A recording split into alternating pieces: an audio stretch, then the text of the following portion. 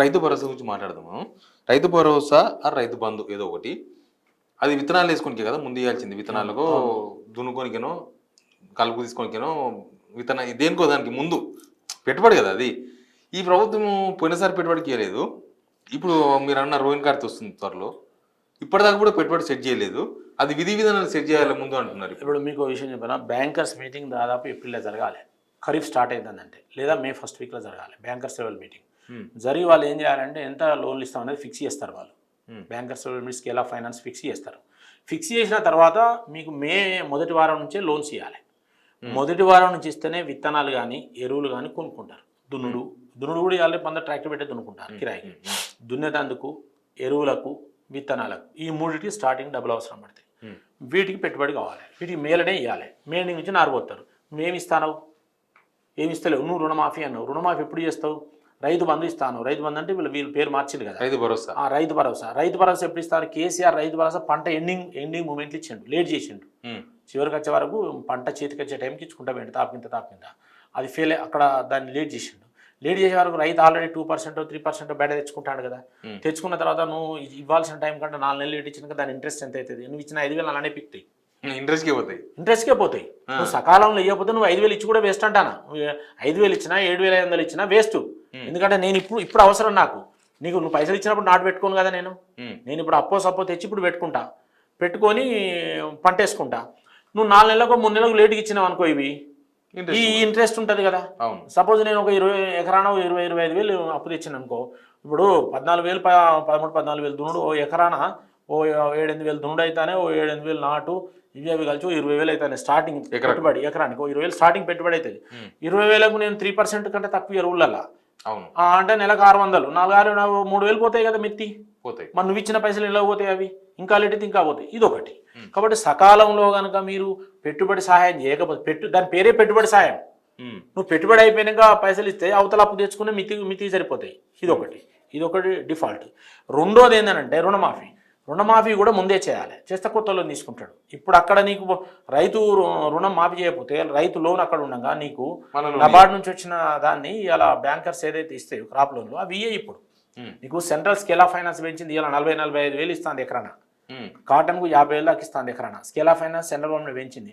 అన్ని రాష్ట్రాల్లో దాన్ని ఆంధ్రలో ఉపయోగించుకుంటున్నారు, తమిళనాడులో ఉపయోగించుకుంటున్నారు, మహారాష్ట్ర ఉపయోగించుకుంటున్నారు. దరిద్రం మన దగ్గరనే. రైతు అప్పుల పాలు కాకుండా ఉండేందుకు నీకు సఫిషియెంట్ పెట్టుబడి 0 ఇంట్రెస్ట్కి వస్తుంది. 0 ఇంట్రెస్ట్ అంటే 7% ఇంట్రెస్ట్. ఓకే, 7% ఇంట్రెస్ట్ అయితే అలా 3% కేంద్ర ప్రభుత్వం రిబేట్ ఇస్తుంది సకాలంలో కడితే.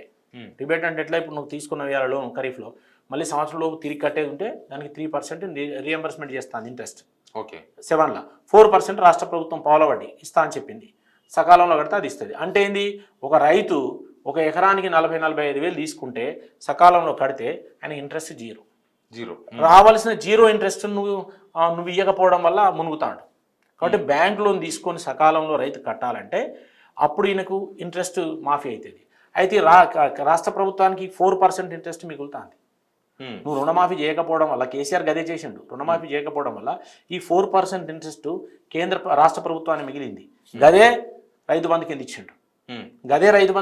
అని చెప్తున్నా. ఇప్పుడు వీళ్ళు కూడా గదే పని చేస్తాను. రైతు పరపతి పెరగాలి, రైతు టైంకు బ్యాంకులో లోన్ తీసుకోవాలి, తీసుకున్న లోన్ మీద పెట్టుబడి సహాయం నువ్వు ఇవ్వాలి. ఆగస్టు 15 డెడ్లైన్ పెట్టింది రుణమాఫీకి. ఆగస్టు 15 నువ్వు రుణమాఫీ పెడితే అప్పటిదాకా బ్యాంకులో లోన్ రాదు కదా ఆయనకు. పెట్టుబడి ఈ 2 లక్షలు అప్పట్లోనే ఉంటది కదా. ఆయన బ్యాంకు నుంచి రుణం తీసుకోలేడు కదా.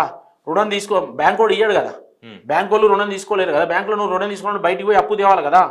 మరి అప్పు తెచ్చిన తర్వాత ఇప్పుడు కేసీఆర్ నీకు 1,00,000 రూపాయలు రుణమాఫీ చేస్తా, 4 ఏళ్ళ తర్వాత మాఫీ చేస్తా, 4 ఏళ్ళు కూడా మాఫీ చేయకపోవడం వల్ల అది లక్ష అయింది. లక్ష అయింది. ఇప్పుడు అది అట్లున్నది. దానికి నువ్వు 2 లక్షలు మాఫీ చేస్తాను. ఆ 2 లక్షలు కూడా ఇప్పుడు నమ్మకం లేదు. డైరెక్ట్ చేయాలంటే కార్పొరేషన్ పెడతా అంటాడు. అవును, కార్పొరేషన్ పెడితే కార్పొరేషన్కు మళ్ళీ ఇప్పుడు ఈ భూముల రేట్లు పెంచుతా అంటాడు, రిజిస్ట్రేషన్ వాల్యుయేషన్. అవును, ఇవి పెంచి దాంట్లోకి వెళ్ళి వచ్చింది దాంట్లో కొంత కేటాయిస్తా అంటాడు. కేటాయిస్తే దానికి ఓ కార్పొరేషన్ పెట్టి దాని కొంత బడ్జెట్ కేటాయిస్తే ఇళ్ళకి కేటాయిస్తే దాని నుంచి మళ్ళీ బ్యాంక్ నుంచి లోన్ తీసుకొని అప్పుడు చేస్తా అంటాడు. పాసిబిలిటీ ఇదంతా మీరు చాలా రోజులకి వెళ్ళి ఇప్పుడు చెప్పినా కదా, ఇదంతా బోగస్ మాటలు. సాధ్యమైన ఆగస్టు 15 కార్పొరేషన్ పెట్టుడు అయిపోయిందండి. మే అయిపోతున్నది. నీకు 2 నెలలు ఉన్నది ఆగస్టుకి, ఇంకెన్ని రోజులు ఉన్నది? జూన్ జూలై కదా, అప్పటికి నాట్ లెండింగ్ వస్తుంటాయి కదా. నువ్వు ఎప్పుడు మాఫీ చేస్తావు, వాళ్ళు ఎప్పుడు లోన్ తీసుకుంటారు? అది మాఫీ కాదు. ఒకటి నేను చెప్తున్నా, నీకు బ్యాంక్ వాళ్ళకు డైరెక్ట్ నువ్వు కార్పొరేషన్ కడుతుందా గవర్నమెంట్ కడుతుందా? నేను వేణుగోపాల్ రెడ్డి, నా పేరు 2 లక్షలది, నా 2 లక్షల లోన్ క్లియర్ చేస్తేనే కొత్త లోన్ నాకు ఇస్తుంది. అది గవర్నమెంట్ చేస్తుందా, కార్పొరేషన్ చేస్తుందా, రైతు చేస్తాడా, వాళ్ళకు సంబంధం లేదు. తన రుణం మాఫీ కార్పొరేషన్ పెట్టి చేస్తామంటున్నారు. కార్పొరేషన్ రాదా డబ్బులు? అప్పుడు రాదా?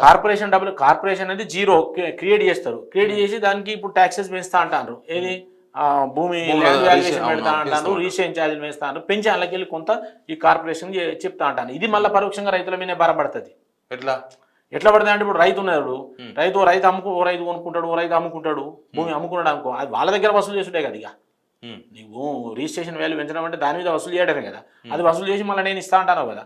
అంటే నేను అనేది ఏంటంటే, వ్యవసాయ భూముల మీద నువ్వు ఏదైతే ల్యాండ్ వాల్యూ పెంచి, ఏదైతే రిజిస్ట్రేషన్ వాల్యూ పెంచి ఇస్తా అంటానో, దాంట్లోకి వెళ్ళి కొంత కార్పొరేషన్కి ఇంకా ఏ జీవో రాలే ఇప్పటి వరకు. ఈ 500 జీవో కూడా రాలే ఇప్పటి వరకు. సన్నాలకు 500 ఇస్తానే జీవో కానీ, పేపర్ కానీ, ఏదైనా ప్రొసీడింగ్ కానీ ఏది రాలేదు. అట్లనే ఇప్పుడు దీనికి కూడా విధి విధానాలు ఆగస్టులో మాఫీ చేస్తానని ప్రొసీడింగ్ కూడా ఏం రాలేదు. కార్పొరేషన్ ప్రొసీడింగ్ కూడా ఏం రాలేదు.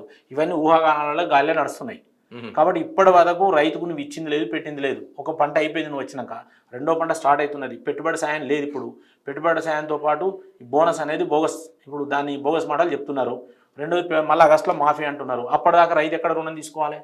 బ్యాంకులో పేరుకపోయిన పాత బాకీ ఉంటే కొత్త రుణం రాదు కదా. మరి కొత్త రుణం రాకపోతే ఎక్కడికి పోవాలి? మళ్ళీ బయటికి పోయి మళ్ళీ 3% తీసుకోవాలి కదా. 5% కూడా నడుతుంది, 3%, 2% ఎట్లా పడితే నడుతుంది. మరి ఇప్పుడు రైతు ఎక్కడికి పోవాలి పెట్టుబడికి? చెప్పండి మీరే. అంటే పెట్టుబడి ఇప్పుడు బయట పోయి తీసుకోవాలి, తీసుకొని పంట వేసుకోవాలి. నువ్వు ఎప్పుడు ఇస్తావో తెలియదు, ఇచ్చినప్పుడు ఎట్టు ఇస్తావో తెలియదు, అది ఏ ఇన్స్టాల్మెంట్ ఇస్తావో తెలియదు, ఎంతమంది చేస్తావో తెలియదు. అప్పటికి మళ్ళీ ఎప్పటికి మళ్ళీ వడ్డీ అవుతుంది దానికి. ఇదివరకే తడిచిమోపడైంది. కాబట్టి సకాలంలో నిజమైన గవర్నమెంట్ ఉంటే రైతు పరపతి పెంచాలి. రైతు బ్యాంకు పోయి తన పాస్బుక్ ఇస్తే చేతిలో పైసలు పెట్టి పంపాలి. ఈ రుణమాఫీ అనేది ఏదైతే సకాలంలో చేయకపోవడం వల్ల నష్టం జరుగుతుంది రైతులకు. రైతు యొక్క పరపతి దెబ్బతింటున్నది. ఈ రైతు పరపతి దెబ్బతీసే ప్రయత్నం రుణమాఫీలు అనేది. రుణమాఫీ అనేది తక్కువ సకాలం చేస్తే ఏం కాదు. కానీ రైతులు కూడా ఎట్లా అలవాటు చేసిండ్రు, ఏ గవర్నమెంట్ ఎవడు కూడా వస్తాడు మాఫీ అంటాడు కదా, వీళ్ళు కూడా కట్టుడు పని చేసిండ్రు. అంటే ఎట్లా అయిపోయిందంటే, ఒక వ్యవస్థను చెడగొట్టకూడదు, వ్యవస్థలను నిర్మించాలి. ఆ వ్యవస్థను చెడగొట్టేసారు. చెడగొట్టేది ఏమైంది? ఇప్పుడు నేను తీసుకున్నా మళ్ళీ ₹1,00,000 ఏదో గవర్నమెంట్ అయితే మాఫీ చలో పోనీ. అంటే ఈ యొక్క ఇల్లీగల్ అంటే వ్యవస్థలను నిర్వీర్యం చేసి, ఓట్ల కొరకు వ్యవస్థను నాశనం చేసి, రైతు పరపతి పెంచకుండా, అరే రైతుకు నష్టం ఏంటంటా, నువ్వు మాఫీ ఎందుకు? నీకు జీరో ఇంట్రెస్టే కదా రైతుకు. నేను ₹1,00,000 తీసుకుంటా, ₹1,00,000 కట్టేస్తా, నాకు వడ్డీ లేదు. ఆ గవర్నమెంట్ ఇగో సెంట్రల్ స్టేట్ కలిపి వడ్డీ మాఫీ చేస్తుంది. నాకు ప్రాబ్లం ఏంది? ఎప్పుడు ₹1,00,000 నా దగ్గరే ఉంటాయి పెట్టుబడి. ఇది నిర్మాణం చేయాలి కదా. ఈ వ్యవస్థ మిగతా రాష్ట్రాలు నడుస్తుంది కదా, కోఆపరేటివ్ వ్యవస్థ. కోఆపరేటివ్ వ్యవస్థను చిన్న అభినందన చేస్తుంది. నువ్వు కోఆపరేటివ్ వ్యవస్థను నిర్మించాలి, సహకార సంఘాలను నిర్మించాలి, రైతు పరపతి పెంచాలి, సకాలంలో బ్యాంకులో డైరెక్ట్ లోన్ తీసుకుంటాడు చేయాలి, సకాలంలో కట్టుకోవాలి, జీరో ఇంట్రెస్ట్ వడ్డీ మాఫీ వస్తుంది, పండించిన పంటను సకాలంలో మార్కెట్ చేయాలి, మార్కెట్ చేసి దాన్ని ప్రాసెస్ యూనిట్స్ పెట్టి ప్రాసెస్ చేసి దాన్ని ప్యాకింగ్ చేసి మంచి ఎక్స్పోర్ట్ చేస్తే డిమాండ్ వస్తుంది.